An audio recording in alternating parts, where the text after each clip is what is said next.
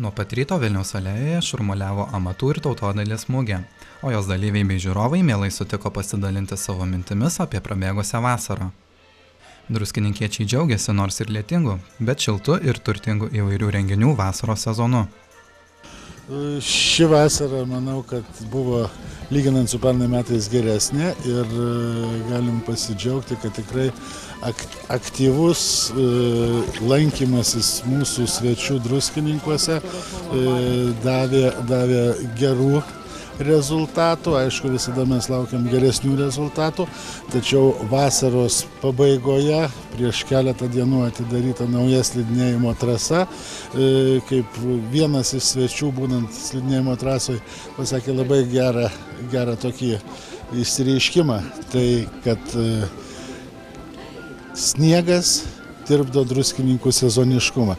Manau, kad vasara yra pas mus nuostabi gamta, o dabar, kadangi dar turim ir sniego, tai ir žiemą, ir vasarą druskininkai buvo, yra ir bus reikalingi. Su savo visais gydomaisiais faktoriais, su savo mineraliniais vandenim, su savo poilsio ir pramogų centrais. Vasara buvo labai įdomi, šįmet labai dėkinga vasara, ir oras geras, ir lietaus užteko. Mažokai dygsta grybai, tai viena problema. O taip iš viso renginių labai daug, kultūrinių renginių, gražus renginys, druskininkų vasara su Čiurlioniu, labai daug koncertų, renginys, tarptautinis festivalis, konkursas Muzika be sienų, buvo virš 100 atlikėjų iš viso pasaulio šalių suvažiavę. Na ir dabar taip jau artėja rugsėjis, tai visi laukiam vaikučių, kurių pasiilgom per vasarą. Ne, kiekviena vasara skiriasi kažkuom, bet taip, kad ypatingai kažkas skirtusi, nepasakyčiau. Skiriasi tuom, kad atvažiavau į Druskininkus po 2 metų galų gale. Tai džiaugiuosi. Mugės dalyviai džiaugiasi galimybę apsilankyti Druskininkuose. Esą čionykščia aplinka labai ramina, o ir pati mugė pilna gyvybės bei susidomėjusių lankytojų. Druskininkai turi savo tokį kažkokį tai... patinka druskininkas paprasčiausiai. Pažiūrėjai, atsipalaiduoji ir toks, visai kitas jausmas yra.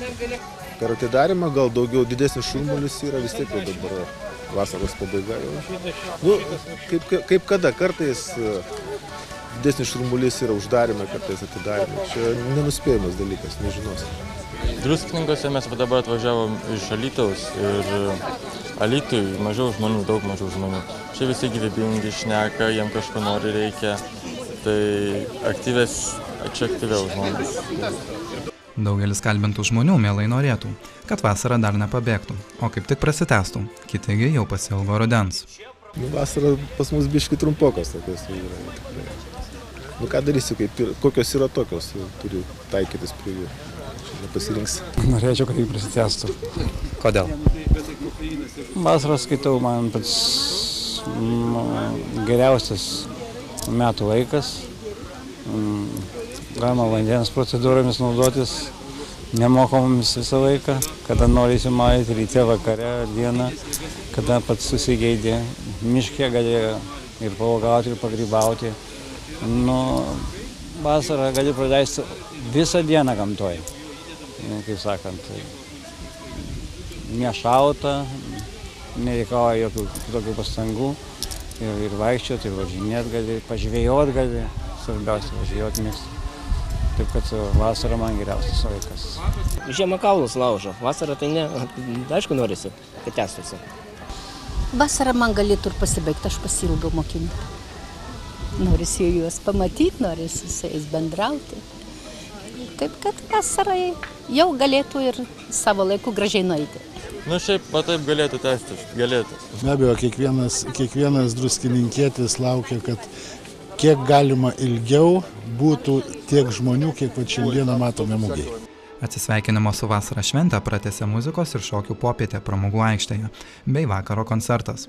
Jame dalyvavo druskininkų ir visos Lietuvos žvaigždės – Mikutis, Ronata, Studentės, Irūna ir Marius Jampolskis. Nuo renginio kulminacija tapo Ramūnas Difartas su grupe, kurie pristatė gyvo garso projektą Tribute to Roxette.